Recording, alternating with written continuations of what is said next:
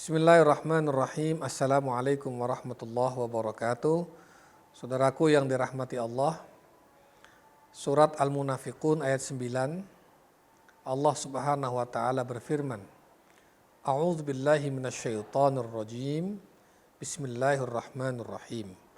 Ya ayyuhalladzina amanu la tulhikum amwalukum wala auladukum an dzikrillah. Wa may yaf'al dzalika faulaika humul khasirun. Wahai orang-orang yang beriman, janganlah hartamu dan anak-anakmu membuatmu lalai dari mengingat Allah. Barang siapa yang mengerjakan hal demikian, maka dia termasuk golongan orang-orang yang merugi. Ayat ini ditujukan kepada orang-orang beriman. Ya ayyuhalladzina amanu. Artinya audiens atau mukhatab dari ayat ini adalah kita selaku orang-orang yang beriman. Apa seruannya?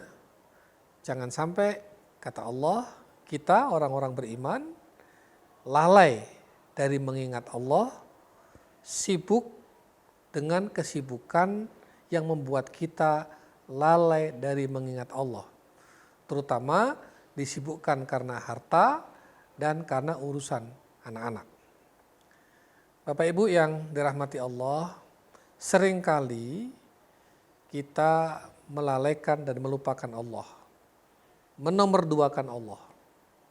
Sholat kadang-kadang kita masih sering diakhirkan, ditunda, bahkan sering lalai, kalah dengan urusan-urusan duniawi, kalah dengan perniagaan, kalah dengan perkumpulan-perkumpulan, kalah dengan sendau gurau, bahkan kalah dengan urusan-urusan yang sebetulnya tidak ada kaitannya dengan ibadah.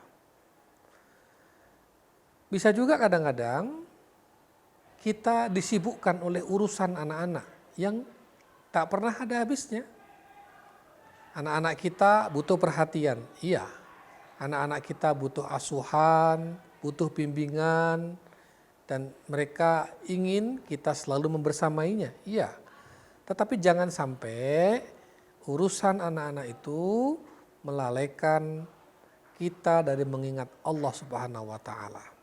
Justru dengan kita mengingat Allah, dekat dengan Allah, Allah akan memberi petunjuk, Allah akan memberi pertolongan, sehingga kita mendapatkan petunjuk dan pertolongan Allah dalam mendidik dan membersamai anak-anak kita. Apa yang ingin disampaikan dari ayat ini? Ayat ini menegaskan pada kita bahwa pekerjaan yang paling utama dan utama yang mestinya harus dilakukan oleh setiap orang-orang beriman adalah mengingat Allah, zikir kepada Allah. Sholat jangan sampai pakai tenaga sisa, pikiran sisa, atau hati sisa.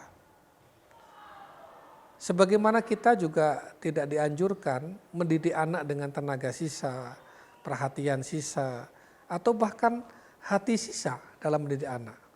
Apalagi Allah tentu lebih utama untuk kita prioritaskan. Harta kita, harta yang kita sedekahkan, harta yang kita infakkan, harta yang kita wakafkan untuk kepentingan kita dunia maupun akhirat, hendaklah bukan harta sisa. Jangan sampai kita berwakaf, berinfak dengan harta sisa.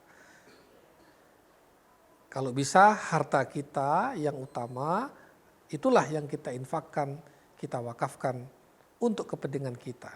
Karena justru itulah harta kita yang sesungguhnya yang bisa kita bawa mati. Demikian pula misalnya, jangan sampai waktu kita untuk membaca Al-Quran, waktu kita untuk berzikir, waktu kita untuk wirid, itu adalah waktu sisa, tenaga sisa. Sekali lagi, hati sisa. Sementara sekian jam dalam sehari waktu kita gunakan untuk hal-hal yang sebetulnya tidak terlalu penting. Itulah mengapa Allah mengingatkan pada kita jangan sampai ya hartamu, perniagaanmu, perdaganganmu, bahkan anak-anakmu, semua aktivitasmu membuat engkau lalai dari mengingat Allah Subhanahu wa taala. Rijalun la tulhihim tijaratun wala bai'un an dzikrillah wa iqamis shalah wa ita'iz zakah yakhafuna yauman tataqallabu fihil qulubu wal absar. Orang-orang yang tidak dilalaikan dengan perniagaan, orang-orang yang tidak dilalaikan dengan perdagangan, orang-orang yang tidak dilalaikan dengan kesibukan-kesibukan lain dalam mengingat Allah, dalam mendirikan salat, dalam berinfak dan berzakat. Karena mereka tahu bahwa mereka takut akan datangnya suatu hari di mana pada hari itu semua hati bergoncang karena takut akan azab Allah Subhanahu wa taala. Mudah-mudahan kita termasuk orang-orang yang selalu ingat pada Allah, tidak menomorduakan Allah, dan itu dibuktikan dengan komitmen kita bahwa ibadah, urusan untuk Allah, urusan untuk Rasulullah itu harus tidak boleh dengan tenaga sisa, waktu sisa, apalagi hati sisa. Demikianlah. Wassalamualaikum warahmatullahi wabarakatuh.